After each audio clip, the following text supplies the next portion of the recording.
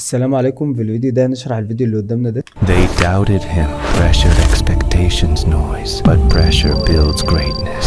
Not given, earned. فقبل ما نبدأ الفيديو ما تنساش تدوس لايك وتشترك معانا في القناة عشان تشوف كل الدروس اللي هننزلها ان شاء الله قدام.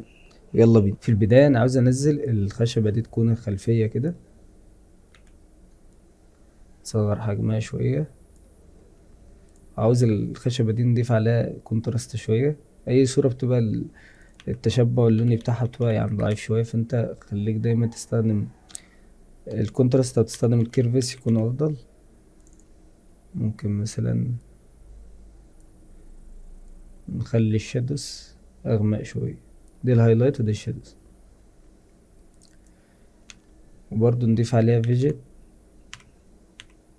من ناحية الفيجيت ده بيغمق الاطراف، يعني اللي فوق واللي تحت شوية، فممكن نزود تغميقة شوية كده. وبرضو ممكن نضيف ليفلز، يعني لما بحب اغمق حاجة بحب اضيف عليها ليفلز، نغمقها شوية كده. وهنضيف على المشهد هنا ورقة قديمة كده، نصغر برضو حجمها شوية،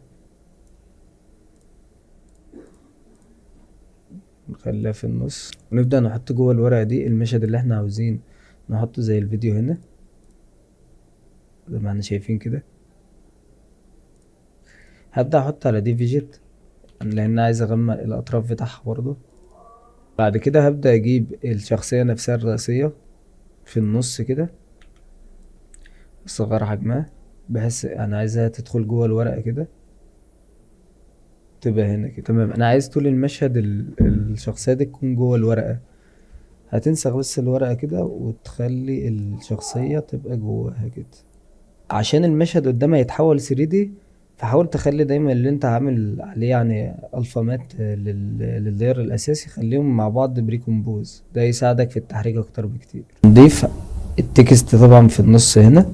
تمام. ودينا ضفنا التكست هنا. لو لاحظت لما تيجي تضيف التكست حاول مثلا انك تحط هايلايت او تخلي الكلمة الرئيسية اللي في المشهد يعني بولد مثلا، وتخلي الباقيين سن او ريجولار مثلا او ميديوم، بحيث تكون مركز على المشهد على الكلمة الرئيسية يعني في اي فيديو في العموم. يعني دلوقتي احنا فاضل لنا ان احنا نحط الاجزاء اللي في الطرف هنا دي، زي كورة مثلا لان ده لاعب يعني كرة سلة يعني، فهنحطها في الاجزاء اللي على الطرف دي كده بالشكل ده. وبرضه نجيب واحدة بالشكل ده. طبعا أنا لحد دلوقتي ما عدلتش اي الوان للفيديو نفسه، بس هنعدلها دلوقتي. هنحط adjustment layer وهستخدم effect tuner.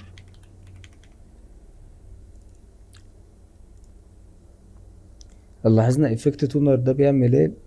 بيخلي المشهد كله بيبقى عبارة عن الاربع الوان دول. لو انت عاوز مثلا بقى تعدل الوان زي ده عن طريق ان انت تضيف color offset، وتيجي من الريد فيس هنا كده وتخلي ده 20. تمام. دلوقتي ايه اللي فاضل؟ دلوقتي فاضل ان احنا نعدل الشخصيات ذات نفسها. يعني مثلا الكاركتر هنا انا مضيفتش عليها كيرفز برضو لسه، فتضيف كيرفز عادي كده وتبدأ ان انت تظبط في الوانه مثلا زي كده. برضو ما ضفتش شادو، هضيف هنا شادو، اشيل الكيرفز.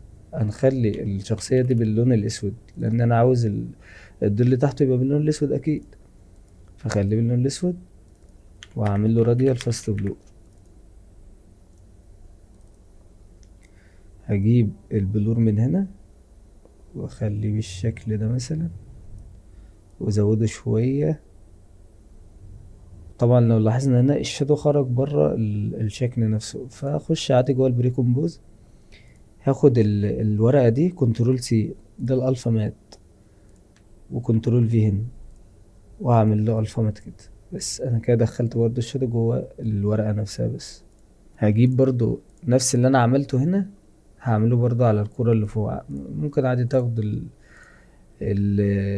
الكيرفس هنا، ممكن ناخدها عادي كنترول سي، وهنا كنترول في، برضو هنا كنترول في.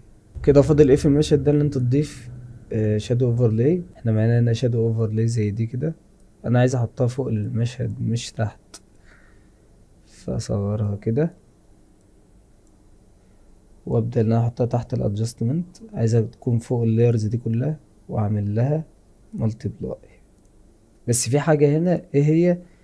يعني لو عاوز تخلي فيه هايلايت شوية في الورقة مثلا، هو دلوقتي ده تمام، المشهد تمام عادي، بس ممكن تخلي فيه عادي شوية هايلايت مثلا في المشهد نفسه. يعني ده عن طريق ايه؟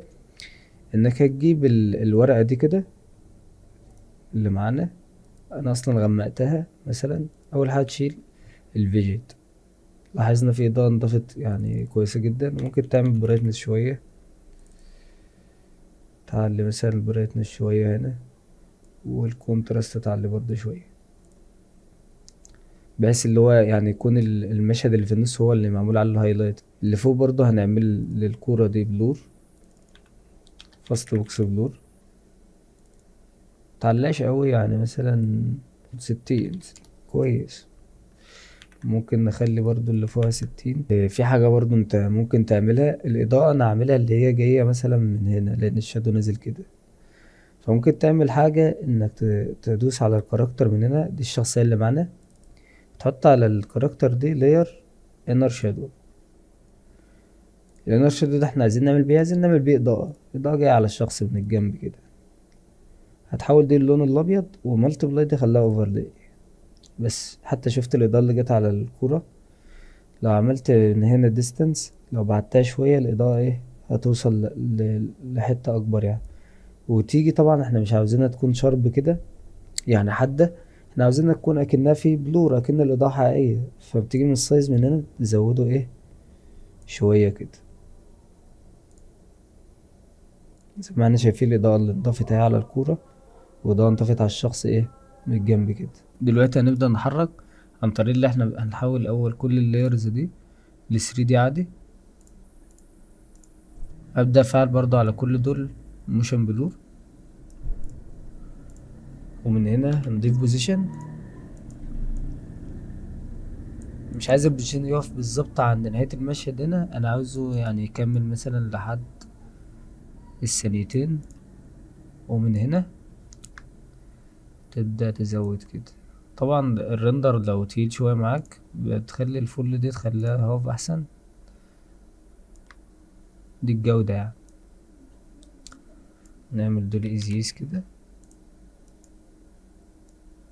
نخلي الجرافيتور بالشكل ده. تمام، دلوقتي احنا عاوزين نعمل ايه؟ عاوزين نخلي الورقة دي تتحرك بستايل كولاج شوية كده. ازاي؟ هنجيب الاول البيبر، نجيب السورس اللي معانا دي كده نحطها فوقها. اللاير اللي فوق دي هنبدأ نضيف كولر كي، لان عايز اشيل اللون الازرق اللي فوق ده. هعمل كده واشيل اللون الازرق ده خالص. تمام، وهبدأ اللي انا عايز اخلي الورقة اللي انتوا شايفينها دي لازم تكون متساوية مع الحجم بتاع الورقة اللي احنا عايزين نضيفه عليها دي، تكون مغطية عليها كده. ننزلها على الورقة كده. في حاجة برضو كمان، لو جينا زي ما احنا شايفين عايزين نعمل الفا مات، طبعا ما ينفعش دلوقتي. ليه؟ لانك دلوقتي عامل 3D على الورقة هنا. فحاجة سهلة خالص، لو انت بدأت يعني تحريك بالنال اوبجكت ودلوقتي عايز ترجع بالتحريكة تاني وكل حاجة، لا انت ممكن تعمل ايه؟ تشيل ال 3D من على الورقة كده، وتيجي من عند اللاير دي تعمل عادي عليها خالص الفا مات كده. ايه اللي حصل هنا دلوقتي؟ ان عادي التحريك يعني هتحصل بشكل طبيعي جدا. احنا معانا اللاير دي معمولة لها الفا مات، الورقة للفيديو اللي معانا دلوقتي ده. فهنعمل ايه؟ هنكرر دي مرتين كده، لان عاوز اللاير دي تبقى بلون مثلا، وبعد كده تظهر بعدها بتحريك. يعني هجيب هنا دي خليها فل، وخليها باللون الابيض مثلا. بص اكنها ظاهرة بلونين، كأنها بتفتح مرتين كده، بتديها شكل حلو كده. وفي نفس الوقت هجيب الشخصية اللي معانا عند 20 فريم كده، وهنزل عليها برضو ايه الكريم بالبيبر اللي معانا دي، اكنها ورقة مقطوعة كده. وقبل ما ابدأ تحريك لللاير دي انا محتاج اخلي دي برضو color key، واشيل اللون الاسود برضو من هنا وازود كده. تمام. دلوقتي برضو انا لسه ما ظبطتش الجزئيه اللي انا هعملها منها. ليه؟ لان لو ظهرنا بس الفيديو هو بيتحرك كده، هو جاي من الشمال، لا انا عاوزه يبقى 90 درجه، -90 كمان مش 90. فين الشخص معانا؟ الكاركتر اهي، محتاجين نخلي ده يبقى فوق الكاركتر كده، ونخلي دي برضو نفس الكلام، نفس اللي عملناه في الورقة عشان احنا بدأنا تحريك. فتخلي دي تلغي الثري دي، تخليها الف مات على دي، وبعد كده تفعل الثري دي عادي خالص. دلوقتي انا لاحظت حاجة. ايه اللي لاحظته؟ ان الحركة بتاع السورس اللي معانا دي بطيئة شوية، يعني اما ظهرت يعني خلاص المشهد بيخلص اصلا. فدي هتحلها ازاي؟ من تايم enable تايم ريمابنج. دي بتخلي الفيديو يعني اكنك عملت له سبيد رامب كده، اكنك سرعت من ظهورها شوية. حتى بص، فبدأت اللي هي تظهر، حتى لو رجعناها شوية بدأت اللي هي تظهر أسرع بكتير. نكرر الليرين دول كده، وبرضو نفس اللي أنا عملته في الورقة. يعني هتجيب دي بعدهم وتخلي دي بالفل كده، تخليها باللون الأبيض مثلا. نفس اللي انت عملته في الكاركتر ده هتعمله في الشادو بتاعه. لا اما لو عايز برضو عادي ممكن تخلي الشادو اوبستي تخلي 0 هنا لحد ما ما الشخصية تظهر عادي جدا، مفيش مشكلة برضه. دلوقتي اللي فاضل في المشهد الاول اللي احنا بس نحرك التكست اللي معانا ده. نحركه حركة عادية، مثلا نجيب من الكلمة دي كده انيميت بستي خليها 0، وبعد كده نضيف عليها بوزيشن. نحرك البوزيشن للشمال شوية، مثلا -50. ومن رينج سيلكتور من هنا نخلي الادفانسد رامب اب، او خليها رامب داون احسن طالما جاية من الشمال، ونخليها كلمة بس. دلوقتي تقدر تحرك عادي من اوفست -100، وهنا تبقى 100 كده. دلوقتي انا اخترتها رامب داون، ولقيت بص اللي هي بتظهر وبعد كده تختفي. لا انا عايزها تختفي بعد كده تظهر عادي خالص، ما تمسحش الكي فريمات. اعمل بس كده كليك يمين، ومن كي فريم هنا تخليها تايم ريفيرس كده، انت بتعكس الكي فريمات بس. نفس اللي انت عملته هنا هتنسخ الانيميتور ده على برضو اللي بعده، اللي هو ايه، اللي هو الكلمة دي، وبعد كده دي كده. المشهد اللي يعتبر اتحرك معانا، بس فيه اضافات انت ممكن ايه تضيفها بتحسن الشكل اكتر، يعني بتخليه حاجة عاملة شبه الامباكت كده. فدي بقى عن طريق ايه؟ لو لاحظنا هنا انا ضايف في اول الفيديو افكت منها. بعد كده في الانتقال ضفت برضو افكت تاني منها، بس افكت اقوى شوية. هتضيف adjustment layer دايما في الستايل ده، عشان برضو تكونوا فاهمين انا بمشي باسس فيه ايه. اول حاجة انت بتجيب الفويس اوفر، يعني بتجيب اصلا الفكرة الاول انت هتعمل الموضوع عن ايه. بعد كده بتبدأ ان انت تجيب فويس اوفر عن طريق موقع زي ليفل لابس مثلا، ده اكتر موقع بستخدمه لو ما بجيب بالذات فيديو باللغة الانجليزية مثلا. بعد كده بتبدأ ان انت يعني السكريبت اللي انت خدته ده سواء لأي موضوع، تبدأ يعني تكتب على اي ورقة او كراسة مثلا انت يعني هتعمل مشاهد ازاي، يعني مثلا زي جملة زي دي مثلا هتعملها ازاي. لانك لو دخلت على طول للبرنامج وبدأت اللي انت تصمم على طول، هتلاقي افكارك مشتتة جدا، وهتحس انك عايز تقلد وخلاص. ممكن مثلا تقلد، تجيب واحد كوبي بيست حرفيا وتحط الفيديو قدامك. لا لازم تفكر اول مثلا على كراسة او حاجة انت هتعمل ايه بالظبط في الفيديو. بعد كده اول لما بتوصل مثلا لمشاهد معينة انت هتعملها، بتبدأ ان انت تاخد المشاهد دي للبرنامج. طبعا الافكتات اللي انت بتحطها على البرنامج انت ما بتكونش مخطط على مثلا الكراسة ان هضيف افكت كذا، انا هضيف، لا انت ممكن وانت شغال عادي في افكت معين مثلا عجبك فعادي بتضيفه على الفيديو وتسيبه زي ما هو. ساعات بتجرب يعني وانت بتشتغل عادي مفيش مشكلة، وده اللي بيطورك اصلا. بالنسبة كمان للستايل في العموم بيعتمد على ايه. الستايل السينماتيك ده بيعتمد اول حاجة على النال اوبجكت، والكاميرا دي لازم تحطها في دماغك. الكاميرا دايما بتعتمد قوي في الستايل ده، لان كل اللايرز دايما بتبقى في معظمها 3D والكلام ده والحاجة التانية اللي بيعتمد عليها اللون. الالوان بتاع الفيديو كله لازم تكون الالوان متناسقة، مثلا يعني مشهدين، مثلا مشهد باللون الاسود الخلفية مثلا، مشهد تاني بالابيض وفي نقطة زرقاء مثلا ولا حاجة، والكلام بالازرق كده. الالوان دايما اللي بتفرق في الفيديو، يعني سلاسة الحركة بتفرق دايما فيه.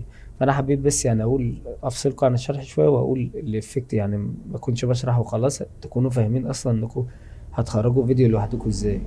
تمام، خلينا نكمل.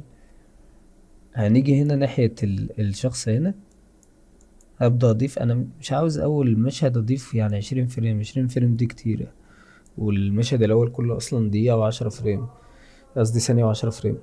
بالنسبة للادجستمنت هنا هبدأ اضيف في ار كروماتيك، ممكن اضيف اكسبوجر.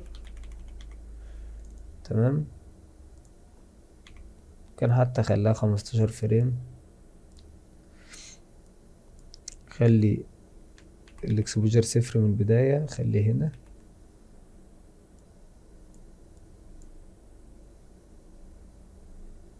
كده مثلا، واخلي الاكسبوجر ممكن واحد دي طبعا زي ما احنا شايفين عالية اوي. ممكن تخليها 6/10 او نص حتى. تيجي من هنا نضيف دايركشنال بلور. اختلاف الدايركشنال بلور على الفاست بوكس بلور او الكلام ده، دايركشنال بلور تحسه بيعمل بلور على العرض كده، يعني حتى الزاوية اللي انت بتحددها من هنا. خلينا نعلي البلور عشان تفهموا اكتر. بص، لو انت عملت دي مثلا 90، عمل بلور اكنه عرضي. تمام، فالدايركشن بلور من احسن ممكن البلورات اللي انت تستخدمها اصلا في البرنامج جنب الفاست بوكس بلور. خليها 0 من هنا، ونيجي من هنا برضو نخليها 0، خليها ايزي. لو جينا هنا انا عايز اضيف انتقال اول لما المشهد هيبدأ يخلص، انا هاخد نفس الانتقال ده بالظبط وهعمل بيه ايه، هضيفه يبقى على الفيديو اللي بعده كمان، وابدا اضيف اهتزاز عليها. الاهتزاز دي نعملها ازاي؟ خلينا نضيف موشن تايل. موشن تايل ده افكت تقيل شويه، يعني لو جهازك مثلا ما يستحملش او كده، خليك بالشيك اللي في اول الفيديو، او حتى ما تعليش الاوت بوت ويتس قوي والاوت بوت هايت دي. وهنضيف ترانسفورم كمان. ترانسفورم دي هنضيف سكيل بس من هنا كده، خليها 0، وخليها هنا 110، ونيجي هنا برضو نخليها 0. تمام، هنيجي ناحية الموشن تايل. انا عايز الموشن تايل دي تبقى ميرور. الميرور دي يعني اكنك نسخت دي عكستها لفوق. ازاي؟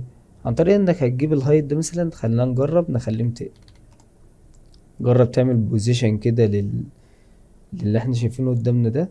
نجيب الترانسفورم ونعمل بوزيشن كده. ايه اللي حصل دلوقتي؟ اكنها ميرور، اكنها من الاخر اتعمل لها مراية لفوق وتحت، لان انا عملت طبعا الهايت، زودت الهايت. لو انا زودت الويتس، المراية دي تتعمل للعرض على الجنبين.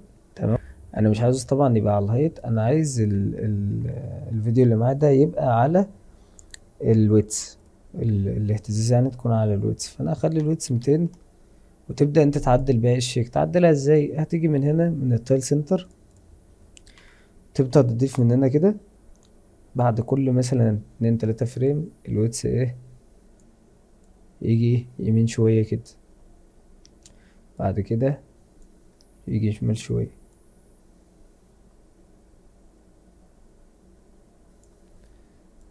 بعد كده يمين. لو لاحظنا حتى، بص، نيجي ناحية المشهد التاني. انا عايز اضيف من هنا لير نيو سوليد، عادي جدا يبقى باللون الابيض.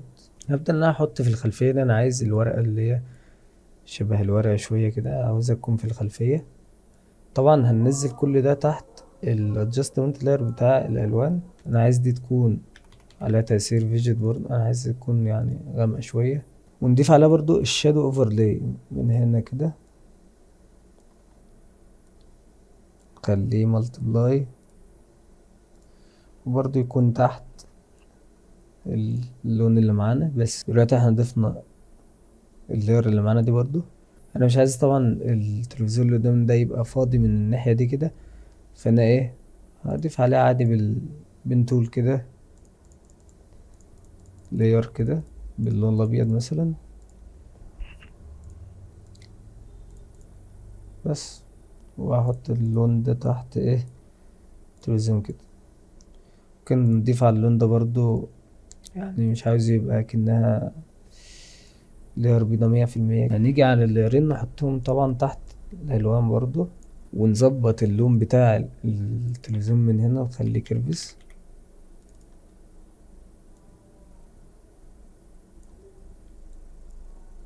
هنيجي نكرر التلفزيون من هنا نعمل له بريكومبوز، عايزين نعمل له يعني شادو برضو زي اللي احنا عملناه للشخصية هناك.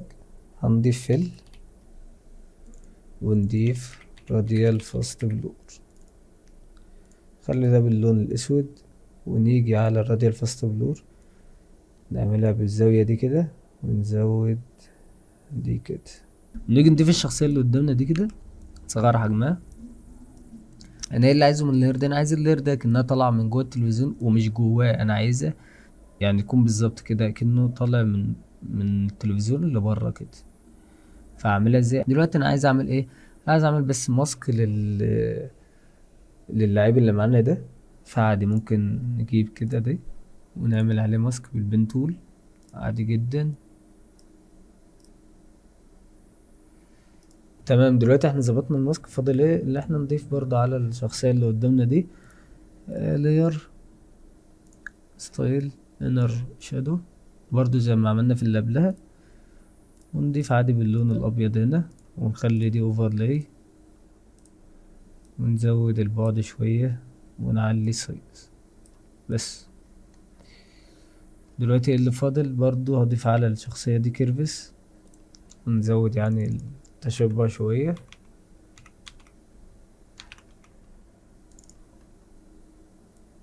خليه بالشكل ده.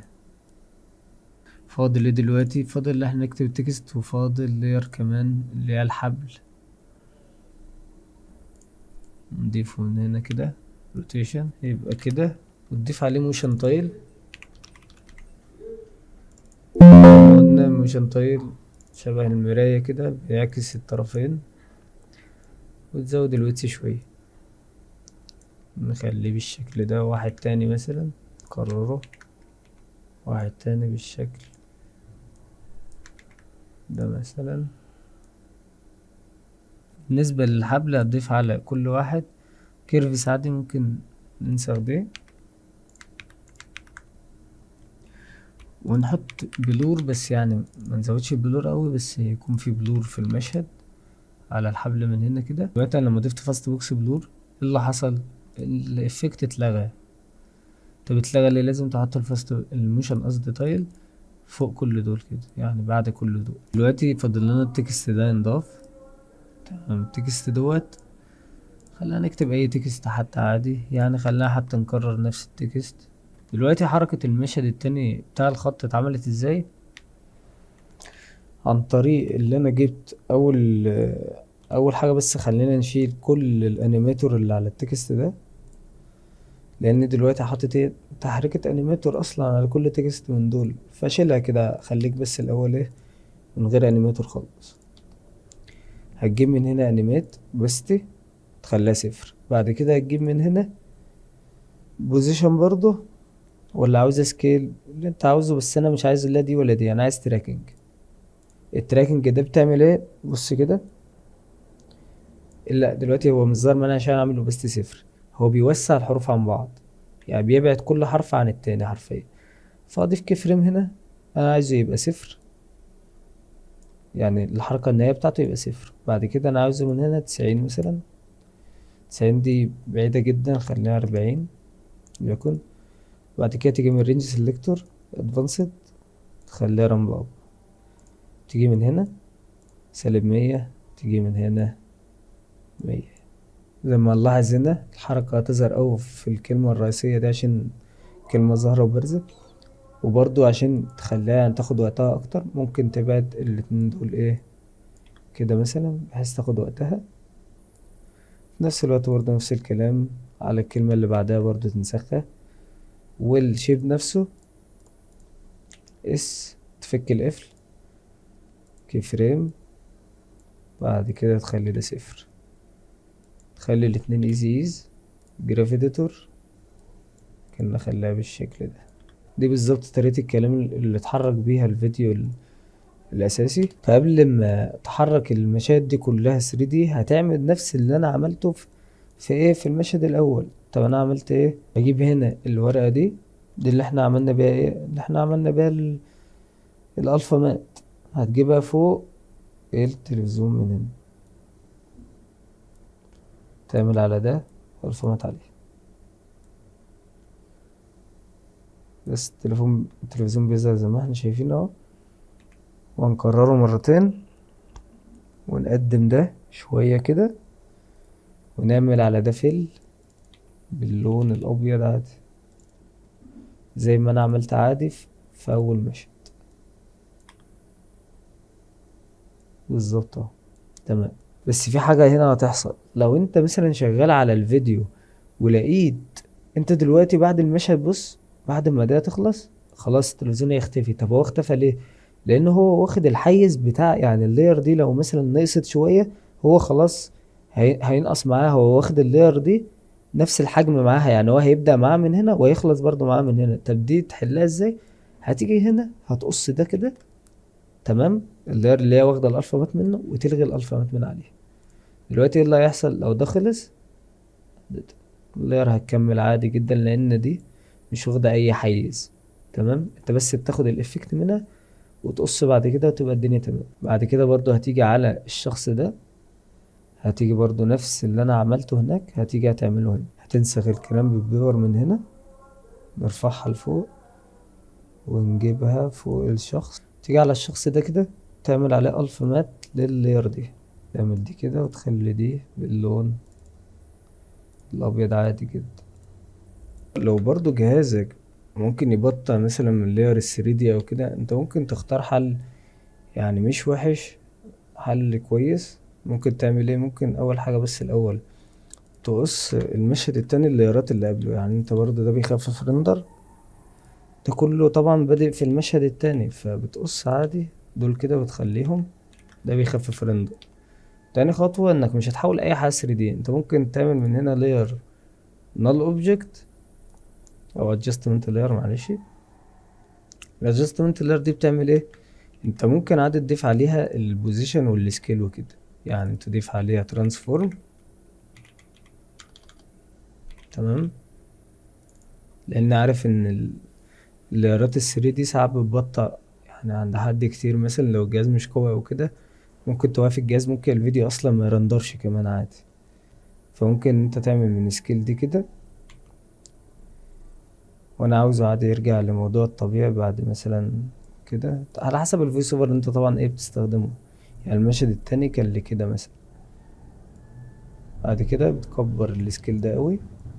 اللي حصل هنا اللير عادي هتبدأ معانا ببوزيشن قدام، سكيل قدام يعني، وبعد كده هترجع لمكانها وهتعمل جراف اديتور كده.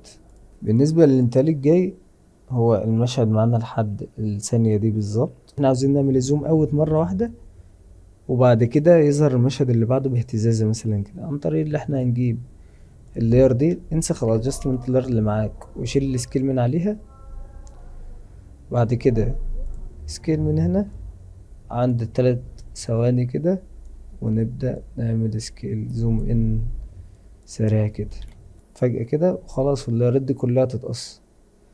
انا مش عايز المشهد التاني كله في حاجة دلوقتي احنا خلصنا المشهدين اللي قدامنا دول، هنخش دلوقتي على المشهد التالت. اول لما يحصل الزوم اوت دي هنضيف لاير من سوليد هنا، خليه باللون الاسود، وننزل اللاير دي عادي جدا كده، ونقصها تخليها هنا، تمام. ومعانا لاير عايزين نضيفها بالشكل ده، ونقلل حجمها شوية ونخليها كده، حط عليها كيرفس،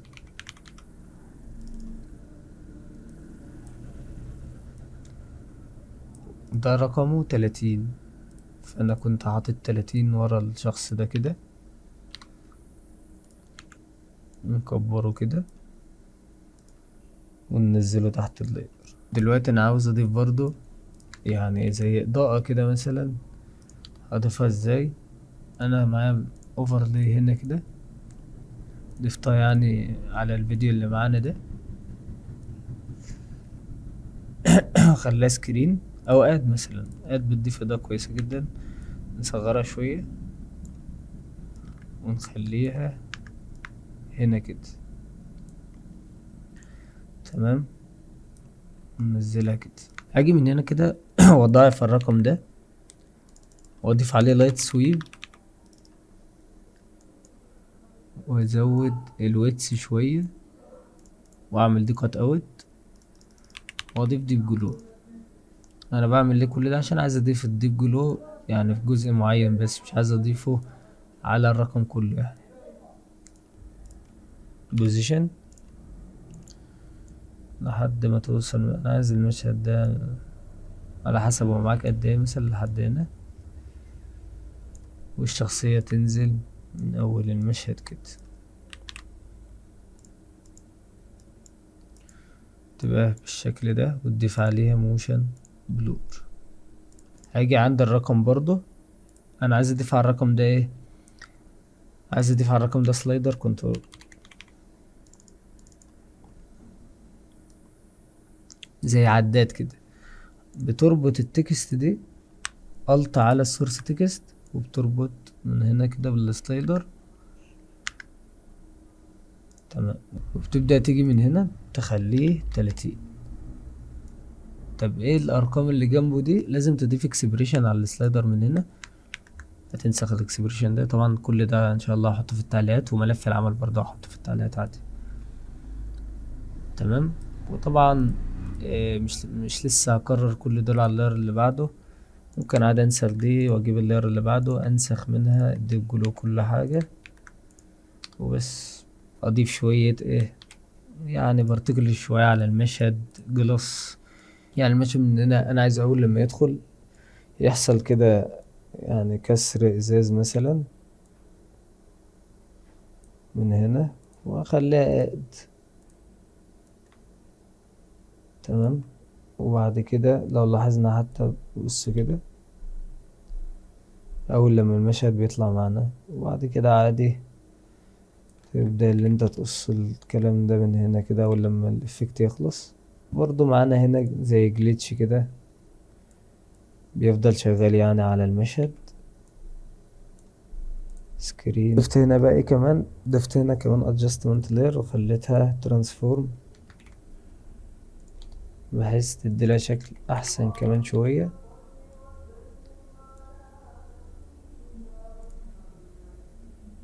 هتيجي من سكيل تخليه عادي جدا 0، وتقدم دي تخلي الاتنين ايزيز وتخليها بالشكل ده.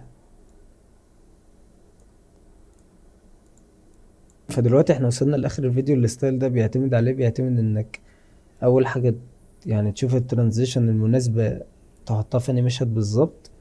تاني حاجة الادجستمنت لاير، طبعا الادجستمنت لاير من اهم الحاجات في الستايل ده، سواء الالوان سواء افكت معين عايز تضيفه، ترانسفورم زي ما احنا شفنا. الاكسبريشن برضو بيسهل عليك شغلك وبيسرع وقتك.